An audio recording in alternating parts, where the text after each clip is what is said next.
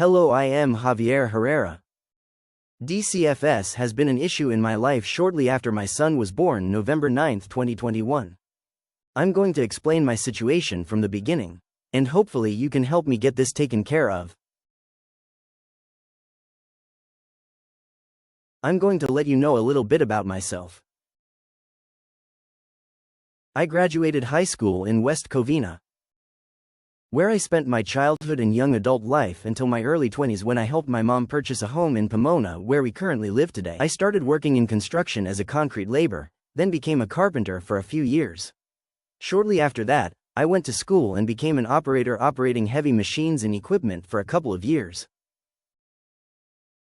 After working for a non-union company for 5 years, I then decided that I wanted to learn more about carpentry. So I joined the Southwest Carpenters Union, where I would learn drywall and framing applications and installations, interior and exterior framing, as well as exterior for commercial buildings and high-rises. I worked with the union for 6 years, before building my own team of builders and bidding on residential construction projects. Contracting my own jobs, where I worked until my son was born. This is where I meet Crystalline. She worked on my residential projects every day for 2 years before getting pregnant with my son. Before he was born, I contracted a few jobs as an independent contractor with high pay rates such as Northrop, Grumman, Boeing, LAX, Aerojet, and the Jet Protrusion Laboratory in Pasadena. I've studied chemistry and botany as a hobby my entire life. My goal was to one day share my passion and love for plants and science with my children. I am an educated and financially stable individual with a strong passion for science, animals, and music. These interests have been an important part of my life and have helped me maintain a positive and healthy lifestyle.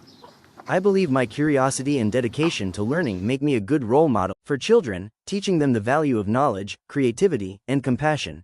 In terms of my health, I prioritize taking care of myself physically and mentally.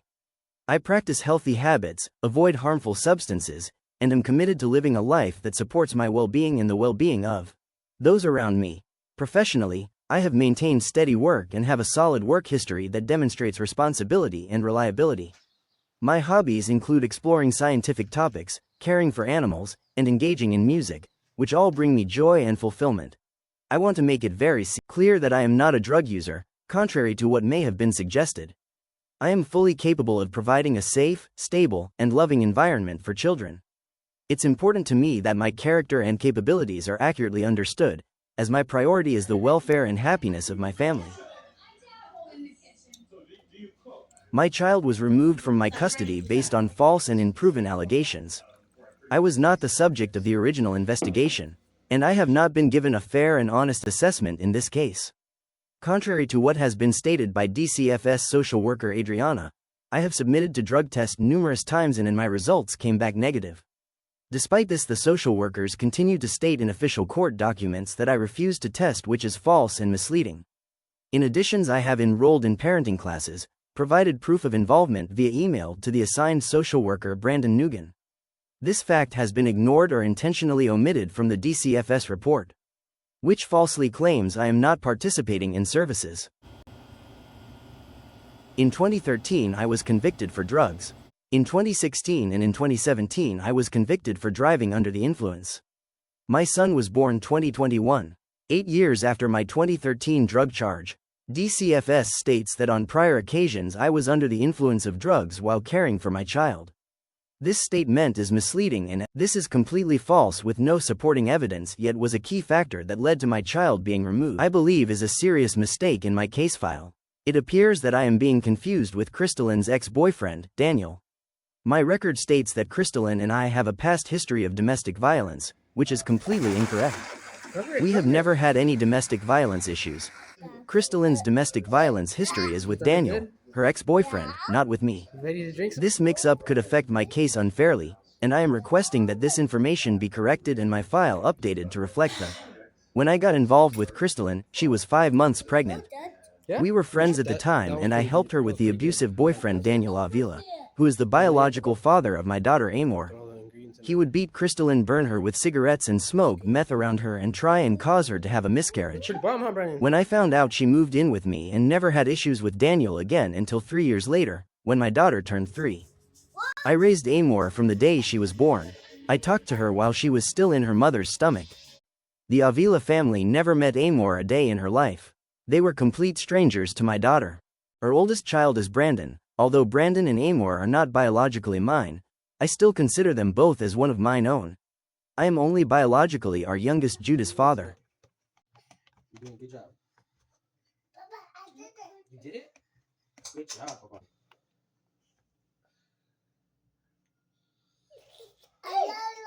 Papa. What's she doing? Just we're gonna get it to where it's nice and consistent. Where it's a nice consistency, nice flow.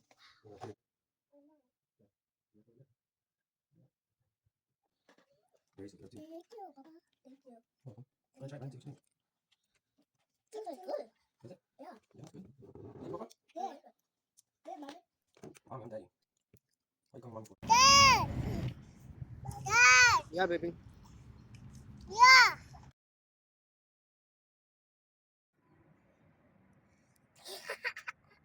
You like? I found the dinosaur. You did? I did. Oh my god. It's old. It has a foot, Dad. Yeah, I know. It has a lot. Papa.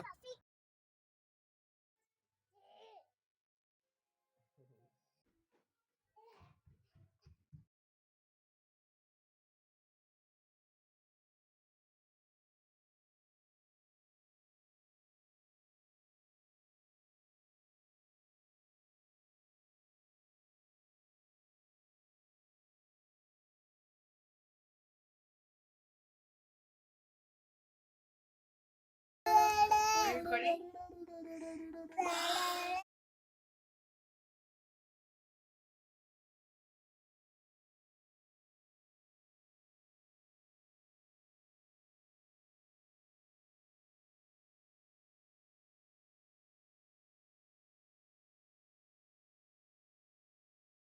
Buddy, he's been wanting that thing to go though, so I think he's excited about it. Oh, can I go? He's like, hold on, he's funny. Yeah. Oh. I want to express a serious concern regarding how I was treated by your social worker. Throughout my case, I experienced a clear lack of empathy, compassion, and genuine concern. What troubled me the most was how they seemed uninterested in hearing my side of the story or seriously considering my perspective. I was made to feel dismissed, ignored, and completely unheard. When I asked questions about things I didn't understand, I was met with vague, dead-end responses that led nowhere. Important information was either withheld or brushed aside, and I was left to investigate on my own just to understand what was happening in a case that deeply affected my family. I also tried to report multiple mistakes made by your staff, but those issues were ignored and never corrected. What hurts the most is that my daughter was taken from a loving and safe family, from us, and placed with a dangerous family who ultimately harmed her. Despite clear red flags and warning signs, including your own staff reporting that her biological father had little interest in her, missed or canceled many visits, and that my daughter cried around him, DCFS still chose to place her in that unsafe environment. That decision put her in imminent danger, and it ended in the worst possible way. She was sexually assaulted. What makes this even more painful is that after all this trauma, instead of returning her to the family who loved and protected her, the people she already knew and trusted, your department response was to try and put her up for adoption. That decision felt heartless and completely disconnected from her emotional and psychological needs. My daughter deserved to heal with the people who love her, not be discarded like she didn't already have a family. In the end, the only results your department has provided are tragic ones. My family has been torn apart, my fiancé and I ended our relationship under the stress and pain of this case, and my children are now separated in different homes. What was supposed to be a system that protect families ended up destroying ours. Put your foot on the table, Papa? Okay. There you go. You're welcome.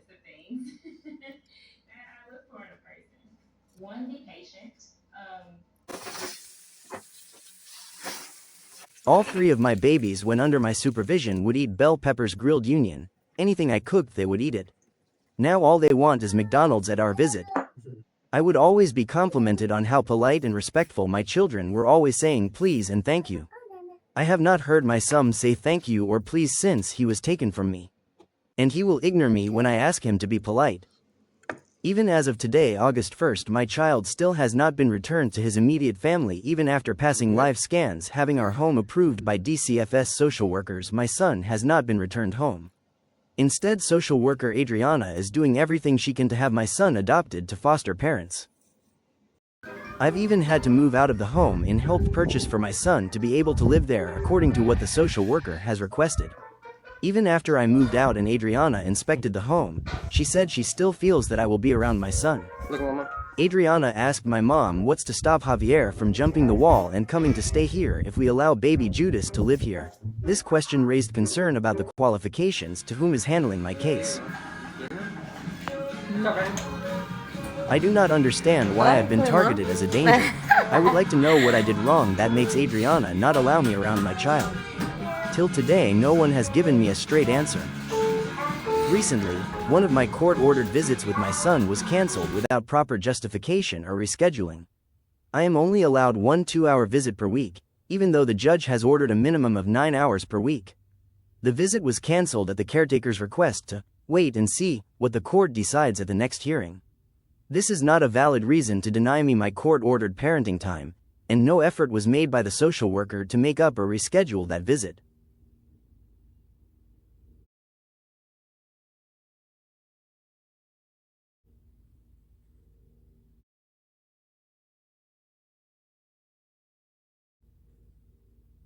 Additionally, I reached out to the social worker via text to ask what DCFS's current plan is for my son, but she has not responded.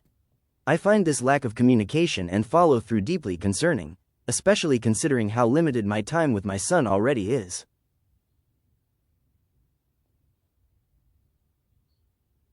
The one I made the other day out of lavender, the video I uploaded.